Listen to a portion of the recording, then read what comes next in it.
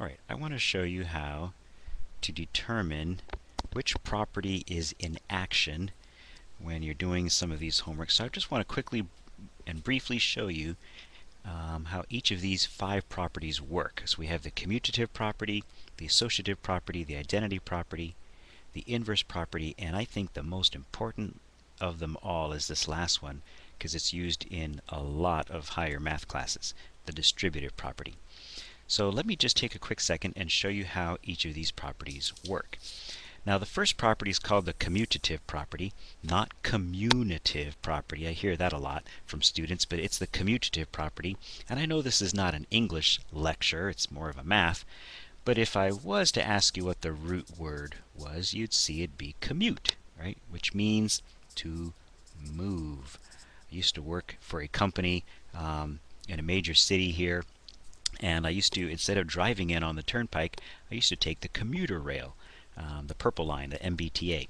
And so it's called the commuter rail because commute means to move. It means to travel. All right, it means to move around. So the commutative property works for 2 different operations here. If you saw 5 plus 3, obviously the answer to that is 8. But could I swap these 2 numbers around? Could I move them, in other words, and still come up with the exact same answer? Yeah, no problem, because 3 plus 5 is still giving me 8. So all I did was I commuted these numbers, I moved them, and I still got the same result. Well, it also works for multiplication. Right? I could write 5 times 13, which is 5 times 3 rather, which is 15, or I could write it as 3 times 5 and still get 15. So I can commute these guys, I can move them, literally move them, and still come up with the exact same result. So that's how the commutative property works. It only works for adding and multiplying. Okay, the second property is called the associative property. And the associative property often gets confused with the commutative property, and I'll show you why. The associative property works like this. Let's say I had 3 things, like 1 plus 2 plus 3, and I am going to put a set of parentheses around the 2 and the 3, which means I want you to associate, I want you to buddy up, I want these 2 to be friends here before they tackle that 1. So I'm forcing you, the person working out the problem here, to add these 2 numbers first, which is 5, and obviously plus 1 more gives you 6. But if I wrote the numbers in the exact same order, but put the parentheses around the 1 plus the 2, now I am asking you to do a different association, a different grouping here. I want these guys to be friends first, to work these out first, and then add the 3. So let's see, this still gives me a 3 plus 3 is obviously the same answer. Do you notice that the order of the numbers didn't change? Look, they both start with 1, 2, 3. So when the order doesn't change, but what's inside the parentheses changes, that's the associative property. When the order changes, that's the commutative property. Big difference. Hey, associative property also works for multiplication. So let me show you that real quick. How about 2 times 3 times 4? I can put the parentheses around these. This gives me 12 times 2, which is 24. And I hope you see that if I associate the 2 and the 3 first, it still gives me the same result. 2 times 3, which is 6, times 4 is 24. So again, notice that the order of the numbers didn't change. Look, they both start with 2, 3, 4. So the order of the left-hand side here didn't change. That's a big hint that it's the associative property and not the commutative property. All right, moving on. Let's talk about identity property. Now, I'm not trying to make fun of people like this, because I have known some, but have you ever heard someone say, I don't know who I am, I'm trying to figure out who I am in this world? And oftentimes we say that that person is having an identity crisis. They don't know who they are. So what I often say to them is, why don't you go to the nearest mirror and look in the mirror, and you will see who you are. You are who you are. See, 5 is looking in the mirror. Think of this as 0. Adding 0 is kind of like being in the mirror here and saying, I don't know who I am. Well, just 5 is standing in front of a mirror and sees itself. Right? So that's the identity property. When you start with a value and you add 0 to it and you end up with the exact same value, then you have the identity property, right? If you end up with the same thing. Works for multiplication. Let's see, how about 3 times 1 is equal to 3. See, the number that we started with is the exact same number we ended up with.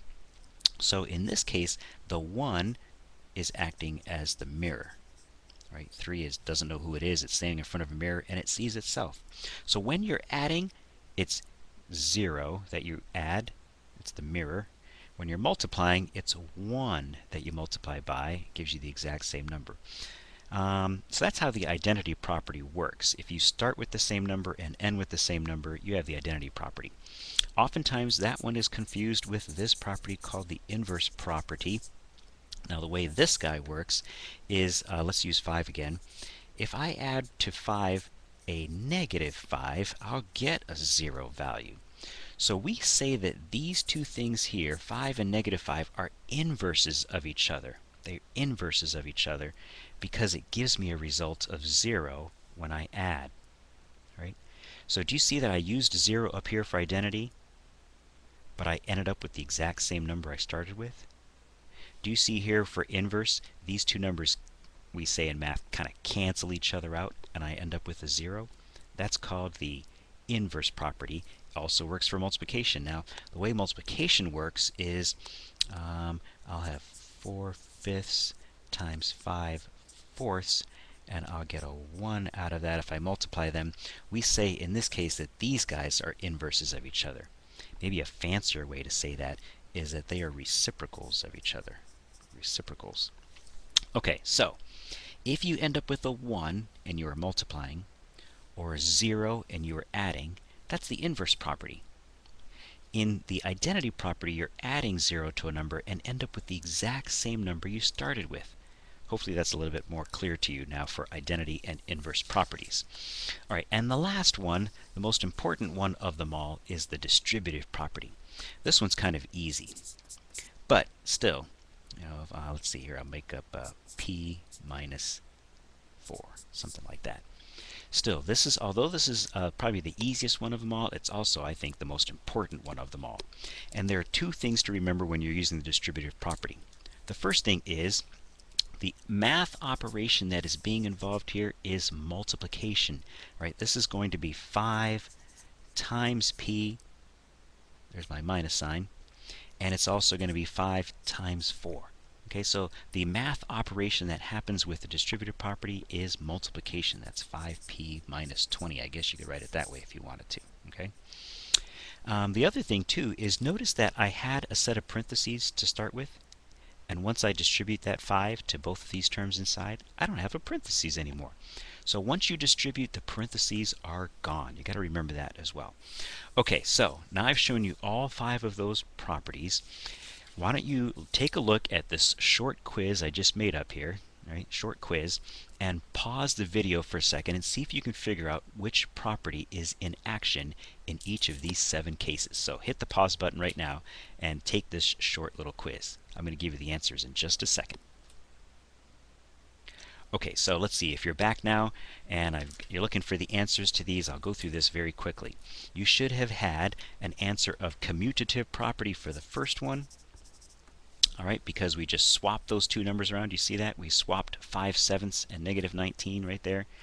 The second one here is the associative property. All right, don't just abbreviate that one with the first 3 letters.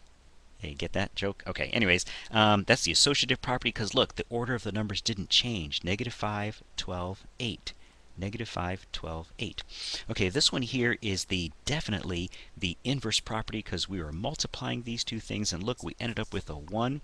So this one here is the inverse property. This D here is the commutative property again. I showed you that one again. And you can tell because look, this stuff inside the parentheses didn't change. It's still 5 plus 6. So the order of these numbers was swapped around, right? That was moved. These things were moved. Okay, let's see. The fifth one here, E, is the identity property. Okay, 3 is looking in the mirror and sees itself. F, let's see, F is the distributive property. We distributed 5 to both of these terms over here and came up with this stuff. And the last one, now this is probably the trickiest one of them all, but I'll end with this one. This last one, I hope you see, any number over itself is really just a 1. So I'm really multiplying 5/9 times 1 and getting itself. Now this looks a little different, I realize, than what you started with, but these two fractions are really exactly the same. Therefore, this is the identity property. Hope you did well on that quiz.